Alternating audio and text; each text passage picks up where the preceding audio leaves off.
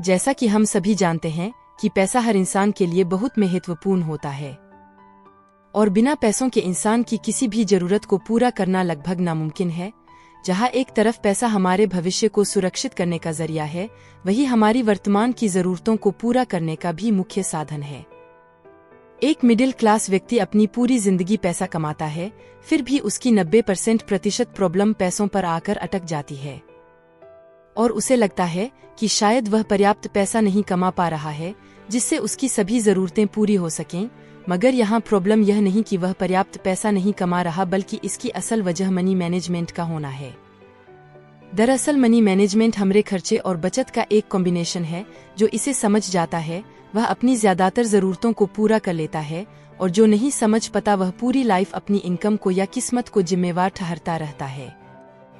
Money management क्या है? What is money management in Hindi?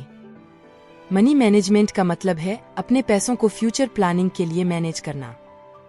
यह एक प्रकार की फाइनेंशियल प्लानिंग होती है जिससे तहत आप अपने कमाए हुए या पहले से मौजूद धन को सही जगह इन्वेस्ट करते हैं, जिससे भविष्य में जरूरत पड़ने पर वह आपको अधिक से अधिक रिटर्न दे सके, साथ ही जिसकी सहायता से धन की वृद्धि में मदद मिल सके। हमने बचपन से है कहावत तो जरूर सुनी होगी कि पैसा ही पैसे खींचता है, मगर यह कहावत तभी संभव होती है जब पैसा सही जगह इन्वेस्ट किया गया हो, नहीं तो समय के साथ साथ पैसा भी खर्च होता रहता है। इसलिए समय के साथ साथ मनी मैनेजमेंट भी बहुत जरूरी विषय बन गया है और लोग भी इसकी जरूरत बखूबी समझते हैं। मनी मैनेजमेंट या फाइनेंस मैनेजमेंट में आप अपनी आमदनी के अनुसार आप अपने खर्चे, सेविंग और इन्वेस्टमेंट को कुछ इस प्रकार मैनेज करते हैं ताकि वर्तमान समय से साथ साथ भविष्य में भी आपको पैसों की समस्या न आए। मनी मैनेजमेंट का क्या तरीका है?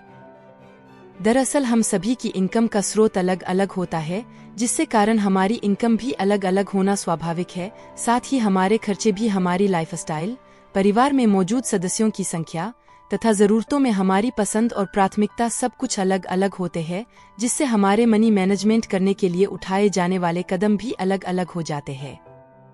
इसलिए मनी मैनेजमेंट का कोई निश्चित तरीका तो नहीं है, फिर भी कुछ जरूरी बातें हैं जो कि मनी मैनेजमेंट के लिए बहुत उपयोगी हैं। पैसा बचाना यानी पैसा कमाना। मनी मैनेजमेंट की राह में सबसे जरूरी है पैसा बचाना सीखना। अपने खर्चों पर कंट्रोल करना सीखिए। सीखिए कि कैसे आप डे टू डे लाइफ की चीजों में बचत कर सकते हैं। पहले जमाने में लोग गुल्लकों में पैसा इकट्ठा कर खुशियां खरीदते थे। उस चीज को हमेशा अपने दिमाग में रखिए। आपके शॉर्ट टर्म, मीडियम टर्म और लॉन्ग टर्म फाइनेंशियल लक्ष्य ऐसे लक्ष्य हैं जिन्हें आप अपने भविष्य को सुरक्षित करने के लिए खुद अपने लिए निर्धारित करते हैं। फाइनेंशियल लक्ष्यों को निर्धारित करने और उन्हें पूरा करने के लिए उठाए गए कदम से आपको मनी मैनेजमेंट में बहुत मदद मिलती है। इससे आप अपनी उन जरूरतों पर ध्यान केंद्रित कर पाते हैं जो वाकई में आपके लिए उपयोगी है, तथा गैर जरूरी या काम उपयोगी आवश्यकताओं को पहचानने में भी मदद मिलती है, जिन्हें काम करके आप अपनी सेविंग और बढ़ा सकते हैं। इसलिए अपना कामकाजी जीवन शुरू करते ही फाइनेंशियल लक्ष्य निर्धारित करना बहुत जरूरी है। आपके फाइनेंशियल लक्ष्य आपको कठिन परिस्थिति में भी, जैसे मंदी के दौरान भी, आपको फाइनेंशियल सपोर्ट देंगे।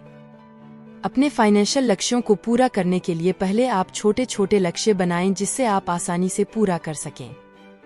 ऐसा करने से आपको बड़े लक्ष्यों को पूरा करने में आसानी होगी और लगभग सभी काम अपनी भविष्य के लिए बनाई गई फाइनेंशियल प्लानिंग के अनुसार पूरा कर सकेंगे। मनी मैनेजमेंट के लिए कुछ महत्वपूर्ण बिंदु, important tips for money management.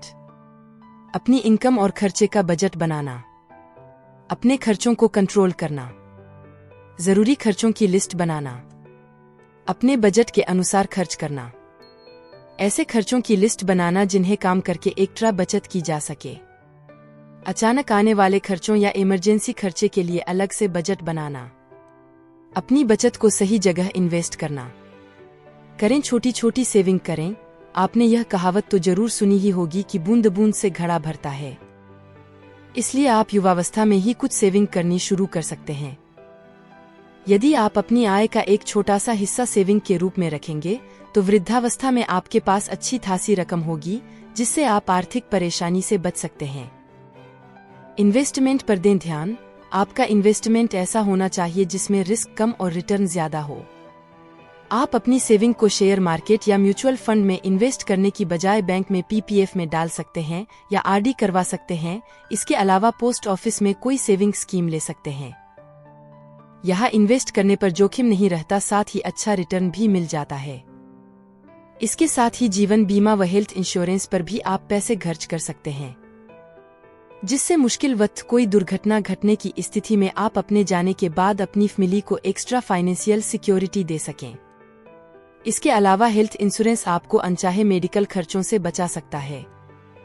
इन बातों को ध्यान में रखकर मनी मैनेजमेंट किया जा सकता है। दोस्तों, अगर आप अपनी फाइनेंशियल जर्नी स्टार्ट करना चाहते हैं तो आप फ्री में धन पर अपना डीमैट अकाउंट ओपन कर सकते हैं और इन्वेस्टिंग स्टार्ट कर सकते हैं। लिंक आपको डिस्क्रिप्शन में मिल जाएगा।